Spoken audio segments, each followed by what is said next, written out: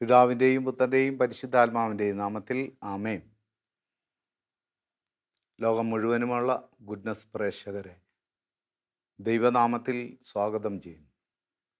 ഇന്ന് നമ്മൾ ധ്യാനിക്കാൻ പോകുന്ന വിഷയം, പലരും പറയാറുണ്ട് മടുപ്പ് തോന്നി, മടുപ്പാണ്, ഒന്നും ചെയ്യാൻ പറ്റുന്നില്ല, അലസത, മടി, മടുപ്പ്, എന്ത് ചെയ്തിട്ടും ഒരു തൃപ്തിയില്ല, എന്ത് കഴിച്ചിട്ടും ഒരു രുചിയുമില്ല, സകലതിനോടും ഒരു വിരക്തി, ഒരു മടുപ്പ്, എങ്ങനെയെങ്കിലും ജീവിച്ചാൽ മതി എന്ന് ചിന്തിക്കുക. പോകുന്നിടത്തോളം പോട്ടെ, അങ്ങനെ ചിന്തിച്ചുകൊണ്ട് മടുപ്പ് തോന്നുന്ന ജീവിത രീതി, അതാണ് നമ്മൾ ഇന്ന് ധ്യാനിക്കാൻ പോകുന്നത്, ചിന്തിക്കാൻ പോകുന്നത്. വിലാപങ്ങളുടെ പുസ്തകം 3-ാം അധ്യായം 17-ാം വാക്യം, എൻ്റെ ആത്മാവിന് സ്വസ്ഥതയില്ല, എന്തെന്ന് ഞാൻ മറന്നുപോയി. എൻ്റെ ആത്മാവിന് സ്വസ്ഥതയില്ല, സന്തോഷമെന്നത് എന്തെന്ന് ഞാൻ അറിയുന്നില്ല, മറന്നുപോയി. കർത്താവ് പറയാണ്, നിങ്ങൾ എപ്പോഴും സന്തോഷിക്കുവിൻ, ഇടവിടാതെ പ്രാർത്ഥിക്കുവിൻ. പ്രാർത്ഥനയിൽ നിന്ന് മാറി എല്ലാ കാര്യത്തിനും നമുക്ക് ഒരു ഉന്മേഷമില്ല ചെയ്യാൻ, മറന്നുപോയി. ആത്മാവിന് സ്വസ്ഥതയില്ല. പ്രിയ സഹോദരങ്ങളെ, എന്തുകൊണ്ടാണ് അപ്രകാരം വരുന്നത്? നമ്മൾ അനുഭവിക്കുന്ന വേദനയുടെ അല്ലെങ്കിൽ നമ്മൾ അനുഭവിക്കുന്ന കഷ്ടങ്ങളെ ഓർക്കുന്നുണ്ട്. യോഹന്നാന്റെ സുവിശേഷം 16-ാം അധ്യായം 33-ാം വാക്യം, നിങ്ങൾ എന്നിൽ സമാധാനം കണ്ടെത്തേണ്ടതിനാണ് ഞാൻ ഇത് നിങ്ങളോട് പറഞ്ഞത്. ലോകത്തിൽ നിങ്ങൾക്ക് ഞെരുക്കമുണ്ടാകാം, എങ്കിലും ധൈര്യമായിരിക്കുവിൻ, ഞാൻ ലോകത്തെ അതിജീവിച്ചിരിക്കുന്നു.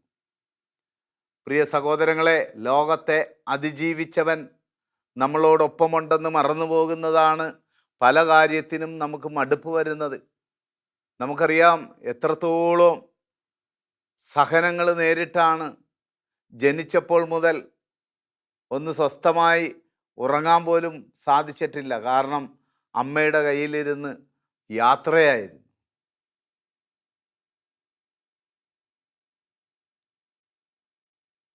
വളർന്നു വരുംതോറും പ്രതിസന്ധികളായിരുന്നു. പക്ഷെ അവൻ അതിനെല്ലാം അതിജീവിച്ചവനാണ്. അപ്പം നമ്മുടെ ജീവിതത്തിൽ നമ്മൾ പലപ്പോഴും മടുപ്പ് തോന്നുന്നത് നമ്മൾക്ക് ജീവിതം വേണ്ട എന്ന് വിചാരിക്കുമ്പോഴാണ്. ക്രിസ്തുവിനെ ചേർത്ത് പിടിക്കാത്തതാണ്. അതിജീവിച്ചവനെ കൂട്ടുപിടിച്ചാൽ സകല കാര്യങ്ങളെയും അതിജീവിക്കുവാനുള്ള കരുത്തവൻ നമുക്ക് നൽകും. അതുകൊണ്ട് വചനം ഇങ്ങനെ പറയുന്നുണ്ട്, ദുഃഖം മരണത്തിൽ കലാശിക്കുന്നു, ഹൃദയവേദന ശക്തി കെടുത്തി കളയുന്നു. ഇപ്പം നിനക്ക് രാവിലെ എഴുന്നേൽക്കാൻ പറ്റുന്നില്ല, ഒന്നും ചെയ്യാൻ പറ്റുന്നില്ലെങ്കിൽ അറിഞ്ഞിരിക്കണം, നിന്റെ മനസ്സിൻ്റെ ദുഃഖമാണ് നിനക്ക് മുന്നോട്ട് പോകാൻ സാധിക്കാത്തത്. Hallelujah, hallelujah. 1 പത്രോസ് 4:12, പ്രിയപ്പെട്ടവരെ, നിങ്ങളെ പരിശോധിക്കുവാനായി അഗ്നിപരീക്ഷകൾ ഉണ്ടാകുമ്പോൾ എന്തോ സംഭവിച്ചതുപോലെ പരിഭ്രമിക്കരുത്. ഹല്ലേലൂയ. അപ്പം ദൈവം നമ്മളെ ഉരുക്കി വാർത്തെടുത്ത് ശക്തിപ്പെടുത്താൻ തുടങ്ങുമ്പോൾ നമ്മൾ പരിഭവിക്കരുത്, പരിഭവം പറയരുത്, ആരോടും പോയി പറയരുത് എനിക്ക് ജീവിക്കണമെന്നില്ല, എൻ്റെ ജീവിതം എന്തേ ഇങ്ങനെ ആയിപ്പോയി, ഞാൻ തകർന്നു പോയി, എനിക്കിനി രക്ഷയില്ല, എനിക്കിനി മരിച്ചാൽ മതി. ഒരിക്കലും അങ്ങനെ പറയരുത്. വചനം പറയുകയാണ്, പരിഭവിക്കേണ്ട, നിന്നെ സഹായിക്കാൻ ഞാനുണ്ട് കൂടെ. ഹല്ലേലൂയ. 2 കൊരിന്ത്യർ 4:16, ഞങ്ങൾ ഭഗ്നാശരാകുന്നില്ല, ഞങ്ങളിലെ ഭാഗ്യമനുഷ്യൻ ക്ഷയിച്ചുകൊണ്ടിരിക്കുന്നു, എങ്കിലും ആന്തരിക മനുഷ്യൻ അനുദിനം ശക്തി പ്രാപിക്കുകയാണ് ചെയ്യുന്നത്. ഭാഗ്യമനുഷ്യൻ മരിക്കണം, ആന്തരിക മനുഷ്യൻ ശക്തി പ്രാപിക്കണം. പ്രിയ സഹോദരങ്ങളെ, ബാഹ്യമനുഷ്യൻ എപ്പോഴും ലോകത്തിലേക്കാണ് നോക്കുന്നത്. ജഡിക താല്പര്യങ്ങളിൽ മനസ്സ് വച്ചിരിക്കുന്ന ദൈവത്തിന് ശത്രുവാണെന്ന് പറയും. അപ്പം നമ്മൾ ബാഹ്യമായ മനുഷ്യൻ മരിക്കണമെങ്കിൽ ലോക കാര്യങ്ങളിൽ നിന്നും മാറ്റം ഉണ്ടാകണം. ലോകത്തിലുള്ളത് കിട്ടാതെ വരുമ്പോഴാണ് നമുക്ക് മടുപ്പ് തോന്നുന്നത്. മറ്റുള്ളവരാൽ നമ്മളെ അകറ്റി നിർത്തുമ്പോഴാണ് നമുക്ക് മടുപ്പുണ്ടാകുന്നത്. എന്നാൽ വളരെ മനോഹരമായിട്ട് പറയുകയാണ്, നിൻ്റെ ആന്തരിക മനുഷ്യൻ ശക്തി പ്രാപിക്കണം. അപ്പം നമ്മുടെ ജീവിതത്തിൽ മടുപ്പും കഷ്ടവും നഷ്ടവും ഒക്കെ തരുന്നത് ആന്തരിക മനുഷ്യൻ ശക്തി പ്രാപിക്കാനാണ് അനുദിനവും. അതുകൊണ്ട് പ്രഭാഷകന്റെ പുസ്തകം 7:10 ഇപ്രകാരമാണ് പറയുന്നത്: പ്രാർത്ഥനയിൽ മടുപ്പ് തോന്നരുത്, ദാനധർമ്മം ചെയ്യുന്നതിൽ മടി കാണിക്കരുത്.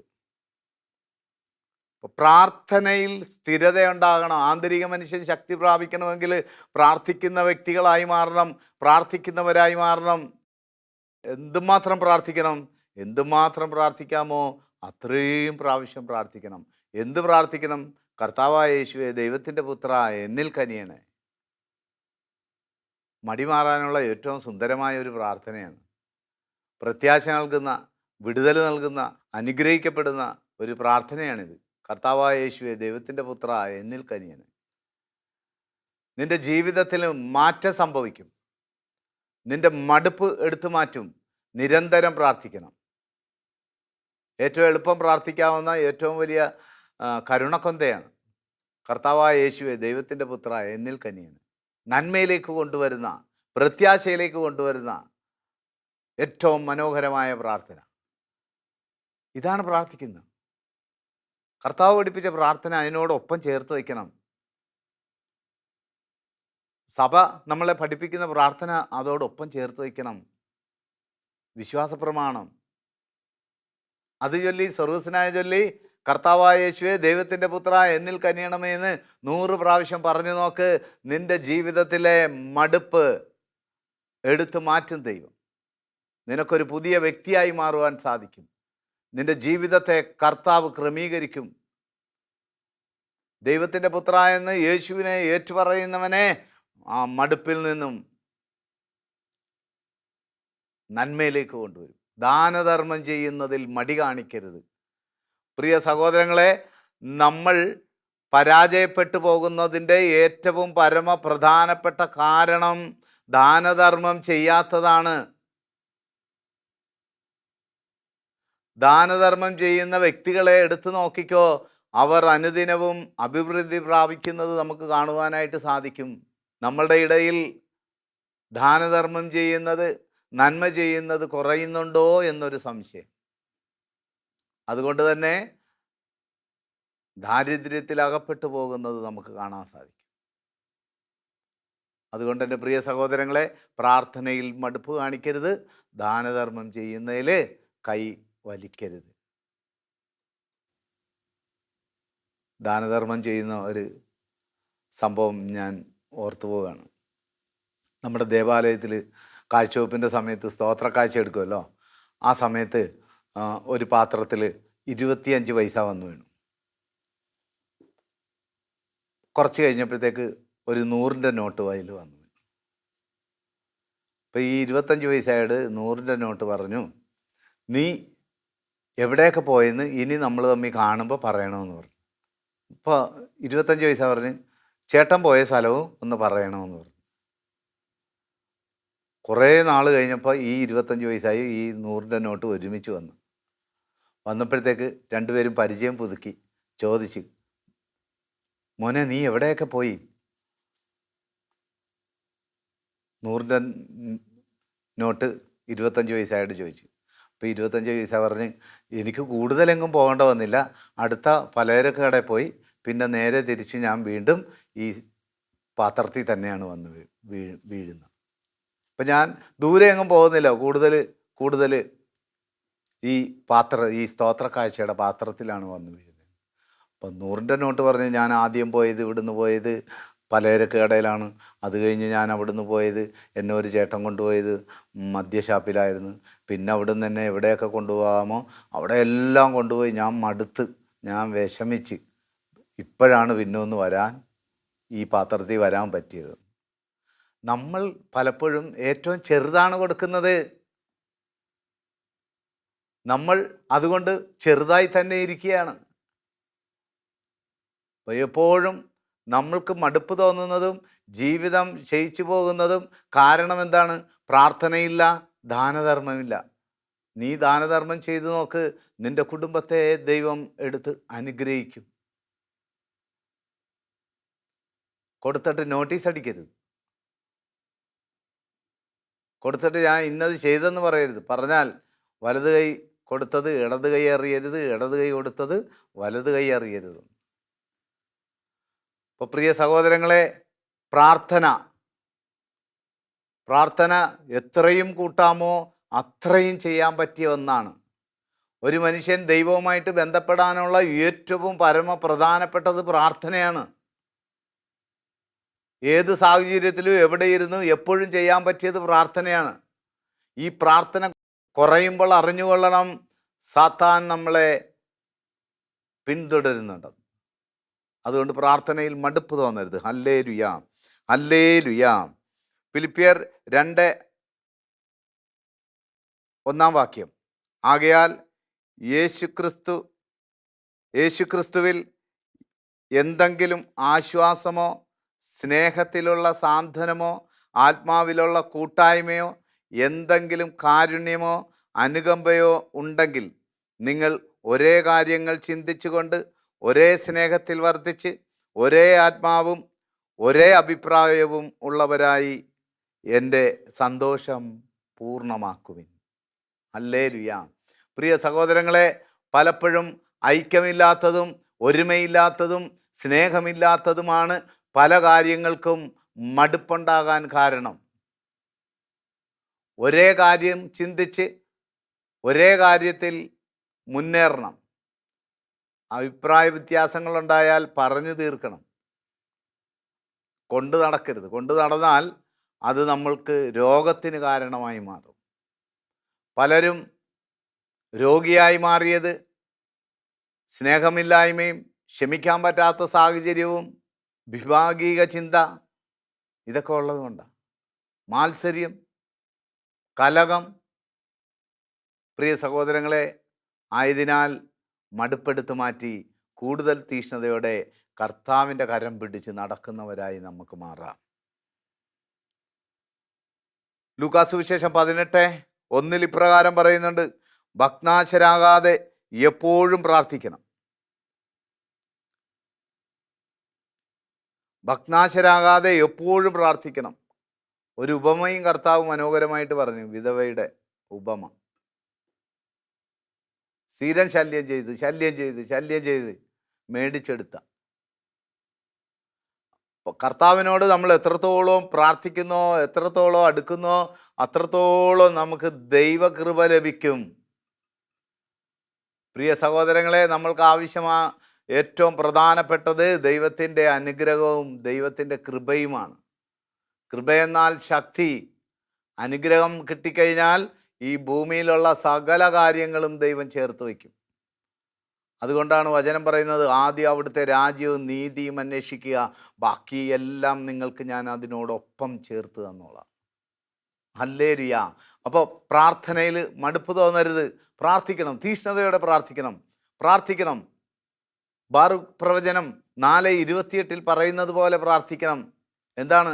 ദൈവത്തിൽ നിന്ന് അകലാൻ കാണിച്ചതിൻ്റെ 10 ഇരട്ടി തീക്ഷ്ണതയോടെ തിരിച്ചു വന്ന് അവിടുത്തെ തേടണം, തിരിച്ചു വന്ന് പ്രാർത്ഥിക്കണം. ഹല്ലേലൂയ. ഇപ്പോൾ എനിക്ക് കഴിയില്ല, ഞാൻ പ്രാർത്ഥിച്ചിട്ട് കിട്ടുന്നില്ല എന്ന് പറഞ്ഞിരിക്കുന്ന, എന്നെ ശ്രവിച്ചു കൊണ്ടിരിക്കുന്ന ആരെങ്കിലും ഉണ്ടെങ്കിൽ ഇപ്പം ചാടി എഴുന്നേക്കണം.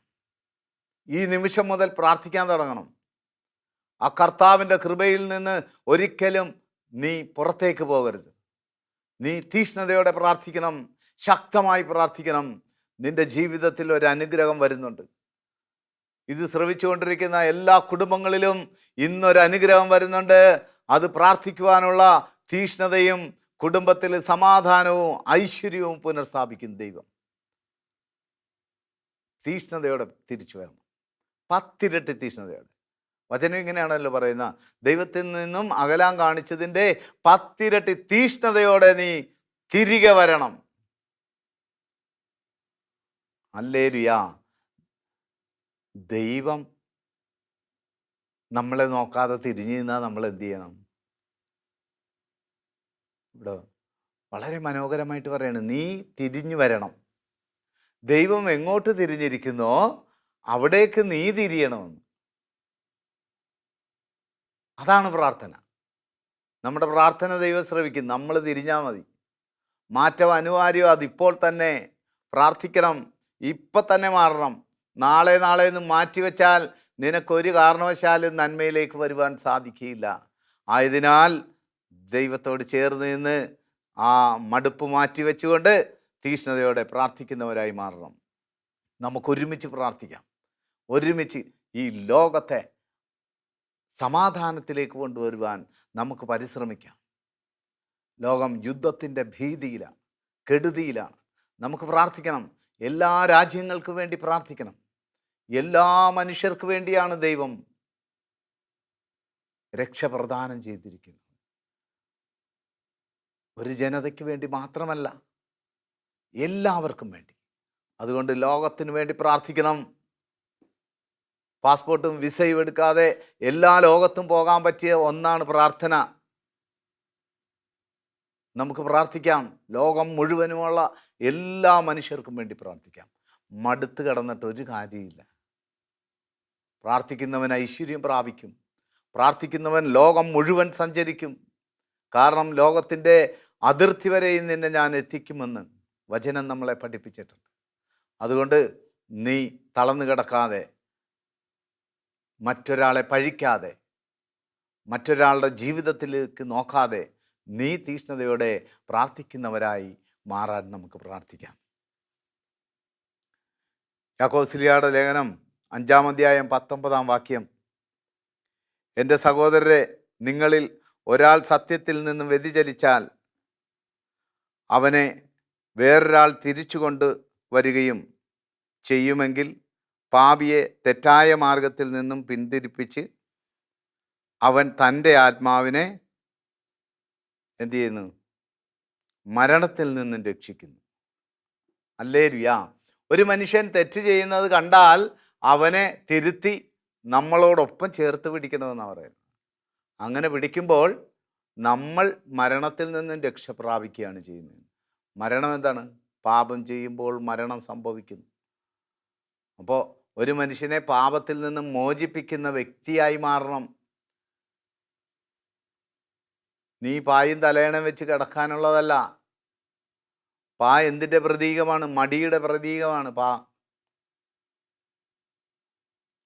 തലയണ സുഖം പിടിച്ച് മടി പിടിച്ച് കിടന്നാൽ നീ ചെയ്യേണ്ടത് നീ തന്നെ ചെയ്യേണ്ട വരും.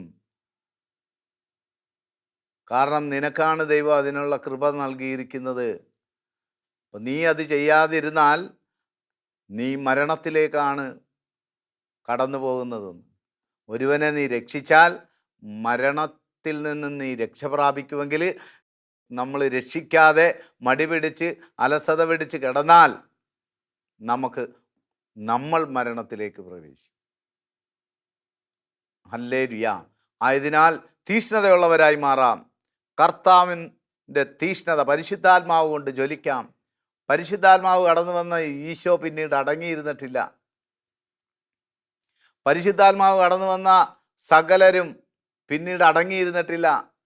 അപ്പോൾ മടുപ്പ് വന്ന് നമ്മൾ കിടക്കുകയാണെങ്കിൽ അറിഞ്ഞുകൊള്ളണം, നമ്മുടെ പരിശുദ്ധാത്മാവിൻ്റെ ശക്തി നമ്മൾ തന്നെ ചോർത്തിക്കളഞ്ഞിരിക്കുന്നു. അതുകൊണ്ട് കൂടുതൽ തീഷ്ണതയോടെ, കൂടുതൽ ശക്തിയോടെ പരിശുദ്ധാത്മാവിൻ്റെ കൃപയ്ക്കായി നമുക്ക് പ്രാർത്ഥിച്ചുകൊണ്ട് തീഷ്ണതയോടെ പ്രവർത്തിക്കുന്നവരായി മാറാം. കർത്താവ് സമൃദ്ധമായി അനുഗ്രഹിക്കും. കർത്താവിൻ്റെ ശക്തി നമ്മളിലേക്ക് വരും. ലോകം കീഴടക്കാൻ തക്ക രീതിയിൽ പരിശുദ്ധാത്മാവിനെ ദൈവം നമുക്ക് അയച്ചു തരും. Hallelujah, hallelujah. 2 കൊരിന്ത്യർ 5:10. എന്തുകൊണ്ടെന്നാൽ ഓരോരുത്തരും തങ്ങളുടെ ശരീരത്തിൽ ചെയ്തിട്ടുള്ള തിന്മകൾക്ക് പ്രതിഫലം കൊടുക്കേണ്ടി വരും. ആയതിനാൽ നമ്മൾ അലസതപ്പെട്ട് കിടക്കുമ്പോൾ, മടി പിടിച്ച് കിടക്കുമ്പോൾ നമ്മൾ നഷ്ടപ്പെടുത്തിയ സമയത്തിൻ്റെ വില കർത്താവിന് കൊടുക്കണം. പ്രിയ സഹോദരങ്ങളെ, പ്രാർത്ഥിക്കാൻ വിളിക്കുമ്പോൾ, ധ്യാനിക്കാൻ വിളിക്കുമ്പോൾ സകലരും പറയുന്നൊരു കാര്യമുണ്ട്, മിക്കവരും പറയുന്ന കാരണമുണ്ട്, സമയം ഞങ്ങൾക്കില്ല. നമ്മൾ 50 വയസ്സ് വരെ ജീവിച്ചിട്ടുണ്ടെങ്കിൽ ഒരു ദിവസം 2 മണിക്കൂർ 40 മിനിറ്റും വെച്ച് കൊടുക്കേണ്ടതാണെങ്കിൽ 50 വയസ്സ് വരെ ജീവിച്ചപ്പോൾ എത്ര സമയം ദൈവത്തിന് കൊടുക്കണം? 3 ദിവസം ധ്യാനത്തിന് വിളിച്ചാലാ, പ്രാർത്ഥനയ്ക്ക് വിളിച്ചാലാ സമയമില്ലെന്ന് പറയും. അതുകൊണ്ട് സമയം ദൈവം നമുക്ക് നൽകിയിരിക്കുന്നത് തീഷ്ണതയോടെ ശുശ്രൂഷ ചെയ്യുവാനാണ്, മടുപ്പ് കൂടാതെ ശുശ്രൂഷ ചെയ്യുവാനാണ്.